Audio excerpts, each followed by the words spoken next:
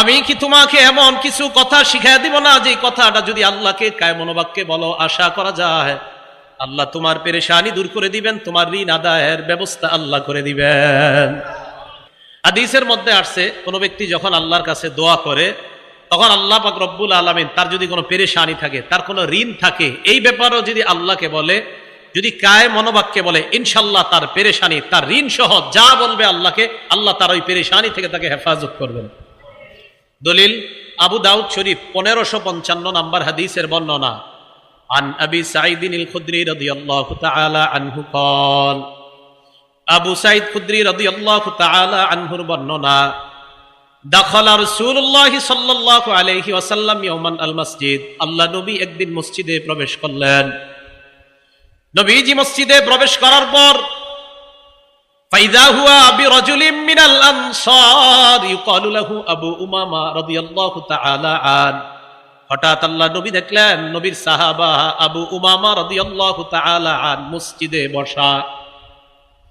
নবীজি আবু উমামাকে বললেন, ইয়া আবা উমামা, ও আবু উমামা, মালি আরাকা জালিসান ফিল মসজিদি ফি গায়রি ওয়াক্তিস সালাহ। আবু উমামা, নামাজের সময় ছাড়া এই সময় তুমি অটাইমে কেন মসজিদের মধ্যে বসা? রাসূল সাল্লাল্লাহু আলাইহি সাল্লাম মসজিদে, ওনার সাহাবা মসজিদে, নামাজের সময় ছাড়া কি তুমি এখানে কেন? সাহাবা বলে, ইয়া রাসূলুল্লাহ, হুমুমুন লাজিমাতনি ওয়া দুয়ুন, হুজুর খুব পেরেশানিতে আছে, অনেক ঋণে আছে, এজন্য মসজিদে বসে রয়েছি, মনটা খারাপ। আল্লাহ নবী কয়, আলা উআল্লিমুকা কালামান ইদা আনতা কুলতাহু আযহাবাল্লাহু আনকা হাম্মা ওয়া কাযা আনকা দাইনাক। আমি কি তোমাকে এমন কিছু কথা শিখাই দিব না যে কথাটা যদি আল্লাহকে কায় মনোবাক্যে বলো আশা করা যায় আল্লাহ তোমার পেরেশানি দূর করে দিবেন, তোমার ঋণ আদায়ের ব্যবস্থা আল্লাহ করে দিবেন।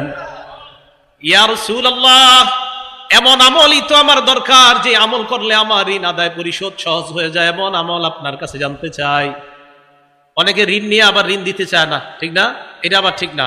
বুখারীর বর্ণনা, ক্বালা রাসূলুল্লাহ সাল্লাল্লাহু আলাইহি ওয়াসাল্লাম, আল্লাহ নবী বলেন, মান আখাযা আমওয়ালান নাস ইউরিদু আদাআহা, কোন ব্যক্তি যদি অন্য কারো কাছ থেকে ঋণ নেয় এই নিয়তে, ইউরিদু আদাআহা, আমি তার থেকে ঋণ নিলাম, আদায় করে দিব, এটা আমার আশা, ওনার থেকে আমি ঋণ নিলাম, আমার নিয়ত আছে আমি দিয়ে দিব। নবীজি বলেন, আদাল্লাহু আনহু, এই যে আমি ওনার থেকে ঋণ নিলাম, আমার আশা যেই কোনো মূল্যে আমি তার ঋণ পরিশোধ করব। আল্লাহ নবী বলেন, আল্লাহ যেই কোনো মূল্যে তোমাকে ঋণ আদায়ের ব্যবস্থা করে দিবেন। এটা বিশ্বাস রাখেন। নবীজি বলছেন, কেউ যদি কারো কাছ থেকে এই নিয়তে ঋণ নেয় যে আল্লাহ আমি তার ঋণটা যে কোনো ভাবে হোক দিব, রাসূল সাল্লাল্লাহু আলাইহি সাল্লাম বলেন অবশ্যই আল্লাহ পাক রব্বুল আলামিন তাকে ঋণ পরিশোধের ব্যবস্থা করে দিবেন। এই বিশ্বাস রাখা। তো রাসূল আকরাম সাল্লাল্লাহু আলাইহি সাল্লাম কয়, আমি তোমাকে এমন বাক্য শিখিয়ে দেই যে বাক্যগুলা যখন তুমি বলবা, বলার পর আশা করা যায় আল্লাহ তোমার পেরেশানি দূর করে দিবেন, তোমার ঋণ আদায়ের ব্যবস্থা করে দিবেন। এবার আল্লাহ নবী বললেন, ইদা আসবাহতা ওয়া ইদা আমসাইতা, যখন তুমি সকাল করো সন্ধ্যা করো, এর মানে ফজরের নামাজের পর মাগরিবের নামাজের পর তুমি এই দোয়াটা পড়বা, আল্লাহুম্মা ইন্নী আউযু বিকা মিনাল হাম্মি ওয়াল হাজান, হে আল্লাহ আমি আপনার কাছে পানাহ চাই, মিনাল হাম্মি, হাম্মুন শব্দের অর্থ পেরেশানি, ওয়াল হাজান মানে দুশ্চিন্তা।